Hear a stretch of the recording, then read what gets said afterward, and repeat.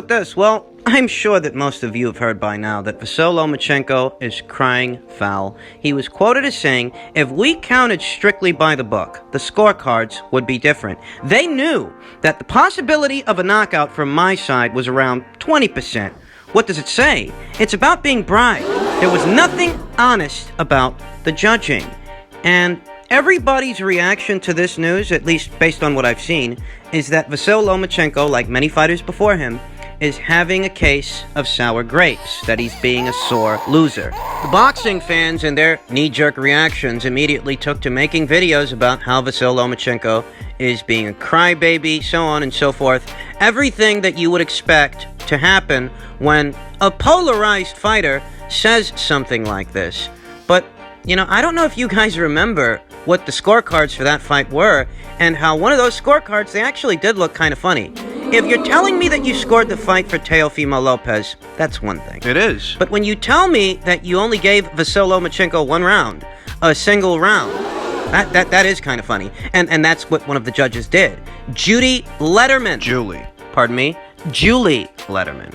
She only gave Vasyl Lomachenko one round, the whole fight, one round, the 11th round. The other two judges' scorecards, you know, Steve Weisfeld, Tim Cheatham, their scorecards are a little easier to understand, a little easier to wrap your mind around.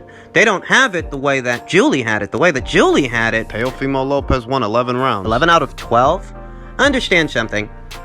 I myself had the fight a draw. I did. And I explained my reasoning in my post-fight recap. I'll leave the link to that video in the description box. But, you know, I had the fight a draw. I had Teofimo Lopez sweeping the first half of the fight. You know, most of it, I did. Loma wasn't throwing any punches. Loma doesn't get into this thing Till later. until the latter half of the fight. And you can argue that by that time, well, you've let Teofimo Lopez gain a comfortable lead. Why are you mad? Perhaps you're a day late and a dollar short here. That's why I wasn't complaining when Teofimo Lopez was awarded the decision, because, you know, I figured perhaps I'm off by a round. Maybe it took Vasyl Lomachenko too long to get into this thing. I get it. I'm not even upset that Teofimo Lopez won the fight. But I think that if Vasyl Lomachenko is crying foul, I think that if he's saying that, you know, looks to him like one of the judges were bribed, it might have a lot to do with Julie Letterman's scorecard, because she only had him winning a round. That does look kind of funny. It looked funny to Vasyl Lomachenko, at least, but it did look funny to me, and it even looked funny to Chantel Cameron. Great fight. I think the scorecards are not very fair, but the right man won, I'd say. I'm not going to complain. I'm not going to be a whiner, but I'll just say that the 109 card, I was honestly shocked by that. Like, you only gave Lomachenko a round? Yeah, I think that was shocking. That was. Yeah, like I don't know. It's boxing. What are you gonna do? That's more or less the feeling that I've maintained throughout. That's the feeling that resonates with me here today. That I'm actually okay with Teofimo Lopez being awarded the decision, but that 109 card, it did look a little funny. And I think that if Vasyl Lomachenko is crying foul, if he's looking at those scorecards with a suspicious eye, you know, Julie Letterman's card, that might have a lot to do with it. The other two judges' scorecards are a little easier to understand. They gave Lomachenko a couple of rounds in the latter half of the fight, the tail end of it, whereas Julie gave him but one. A single round in a 12-round fight. That's not how I saw it. And from where I was sitting, that's not the view that I had, you know? So I can more or less understand where Vasyl Lomachenko, or at least how he would have arrived to that conclusion. How he might have got there. Now, I didn't rush to make a video about it like some others. I didn't have the knee-jerk reaction to this news that many other YouTube authors had. You know, I guess on the face of it for them, they heard the stuff about the shoulder, the post-fight surgery, then you have Vasyl Lomachenko crying foul several weeks, over a month after the fight, and it looks like a case of sour grapes, a textbook case of sour grapes. But I took my time with this thing, I did. And that's mostly because it doesn't mean to me what it meant to them. Do realize that, you know, whether you're aware of it or not, Vasyl Lomachenko is a polarizing fighter, not because of something that he said, not because of something that he did, but because of what narratives are in play depending on who's telling the story. There were a lot of people out there that wanted Vasyl Lomachenko to lose. They didn't feel that he deserved the praise, the accolades that he was receiving. There were those people who wanted him to lose, and then there are the Teofimo Lopez fanboys, you know, those guys. The kind of guys to where, of course, they're going to agree with however it is the judges have it, so long as the judges have it in Teofimo Lopez's favor. They're not going to pay any attention to Julie Letterman's scorecard. That you don't find it at all funny that she only gave this guy a round, a single round, the entirety of the fight? I mean, at minimum, don't you think that's a little concerning? You could have scored it for Teofimo Lopez. Hell, look, I could see how someone else may have scored it for Teofimo Lopez. But what I can't see and what I can't wrap my mind around is how a professional judge in the sport of boxing could have watched that fight and come to the conclusion that Vasyl Lomachenko only won a single round. To this, Vasyl Lomachenko is crying foul. This is what's likely the cause of him saying that he thinks the judges were paid off. I'll reiterate, I myself cannot reconcile Julie Letterman's scorecard. I can't wrap my mind around that. I can wrap my mind around, you know, a judge, somebody on your scorecard, maybe they got Teofimo Lopez up. I can wrap my mind around that, but I can't wrap my mind around 11 rounds to 1 in favor of Teofimo Lopez. I can't reconcile that. I don't know what Julie's deal was. I don't know if she was having an off night. I'm not sure. But I won't jump to conclusions. I won't rush to the assumption that Vasyl Lomachenko is right and the judges were bribed. I'm not even going to do that. For what? Because ultimately, I reiterate, I could see how Teofimo Lopez might have actually won that fight, fair and square, though not by much. Not really. But I could see how that might have happened. You know, I don't expect Vasyl Lomachenko to be happy about it. Him least of all. It's just one of those things where, you know, we just don't know. I mean, what's the implication here that Vasyl Lomachenko, you know what, somebody wanted him to lose and for Teofimo to win? Vasyl Lomachenko was the pound-for-pound sweetheart. He was the A-side in this fight. He got the lion's share of the price. He got the preferential treatment. Are you sure? All the promotion was behind him. You know, Mr. High Tech, Mr.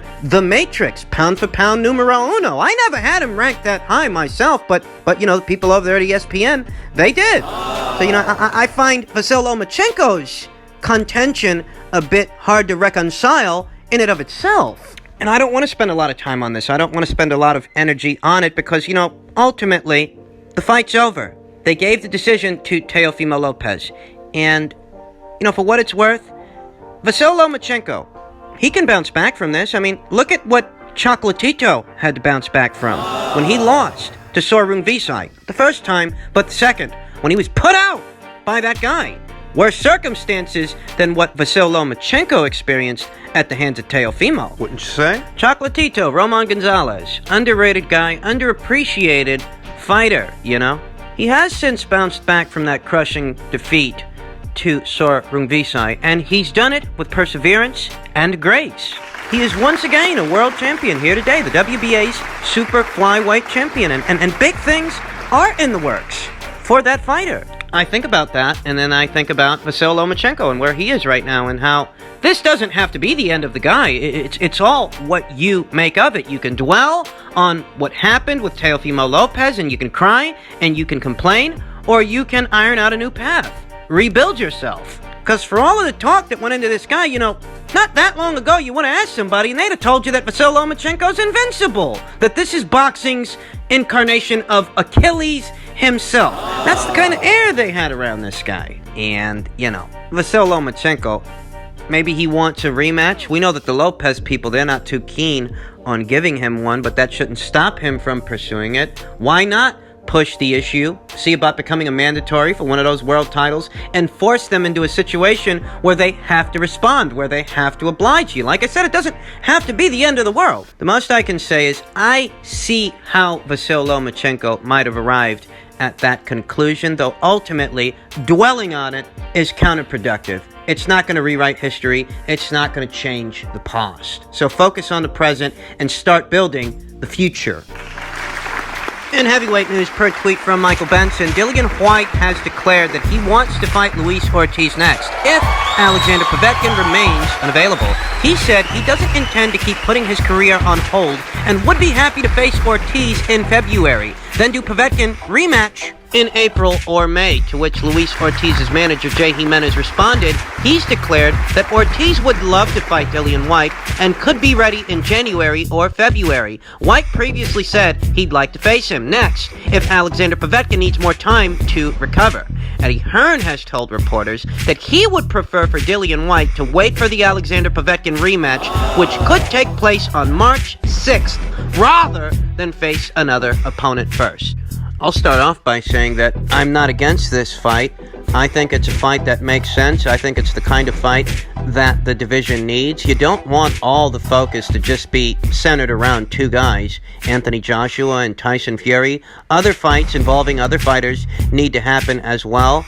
I'd like to think that this could be one of them, though I'm not sold it actually comes off. I'm not. How many times did we hear Luis Ortiz say that he wanted an Anthony Joshua fight, that he'd fight that guy for any amount of money, and when they finally sent him an offer, what do? They fucking bottle it. That's what they do. So, when I'm hearing Luis Ortiz's manager, Jay Jimenez, say these things, you'll excuse me for saying that I'm not sold. Don't misunderstand me. I want to see the fight. I would like to think that a match like this is possible. It's just that, given how things have been, what do you want me to say? You know, there's a lot of intrigue associated with this fight because Luis Ortiz actually has the look, emphasis on the look. He has the look of the more well-schooled boxer out of those two guys. But it's Dillian Whyte that has the better resume. It's Dillian Whyte that has fought the better quality of competition, because when we're talking about Luis Ortiz, outside of losing to Deontay Wilder 2 times, outside of being knocked out by that guy 2 times on 2 separate occasions, what has Luis Ortiz actually done? Who's he beaten? What? Bryant Jennings? After Bryant had already lost to Vladimir Klitschko? The fight before? What? A 44-year-old Tony Thompson, who was also coming off a loss, the way that Bryant was coming off a loss. Comparatively, Dillian Whyte really does have the better resume. Think about it. Derek Chisora, 2 times. Robert Helenius, the same Robert Helenius that just starched Adam Kovnowski. Dillian beat that guy. So we're talking about Derek Chisora, 2 times. Robert Helenius. Right. Joseph Parker, former WBO champion Joseph Parker. Oscar Rivas. Then unbeaten contender Oscar Rivas. Comparatively, Dillian Whyte really has faced the better quality of competition. I like go as far as saying that Pulev has a better resume than Luis Ortiz. Yeah. Gave Alexander Ustinov his first professional loss, took his O. He fought Tony Thompson years before Luis Ortiz did. He fought Derek Chisora, Samuel Peter, Huey Fury. Comparatively, yeah, even Pulev's got a better resume than Luis Ortiz because, you know, Luis Ortiz is really limited to fighting whoever the PBC can conjure up for him. I'm not going to tell you that I think Luis Ortiz is a bad fighter. I think he's a good fighter. It's just a question of how good. How good is he really when his claim to fame is losing 2 times to Deontay Wilder? I think a fight between Luis and Dillian, it really would answer a lot of questions, even here, even now. They both got 2 losses apiece. You know, Dillian, he's a younger guy than Luis Ortiz, so he's got the edge in youth, but Luis, he's not coming off a loss the way that Dillian is. Luis has since had a rebound fight. I like the terrain, I like the timing of the match, but ultimately, I can't help but be a skeptic. I can't help but be a cynic. I'm not holding my breath to see this fight, though, you know, I'd like to be wrong about this. I just don't think I am. And finally, per tweet from Michael Benson, Ryan Garcia talks in depth about his plan to target Gervonta Davis next. He's quoted as saying, "Everybody's scared. Everybody fears something about that man. And to me, it's going to be as easy as anything. That's the fight that's going to shock the world." And, you know, when he says that everybody fears something about Gervonta Davis, look, I don't know what he's talking about. What? A lot of guys want a piece of Gervonta Davis. And to a lot of people, Gervonta Davis is protected from a lot of those guys.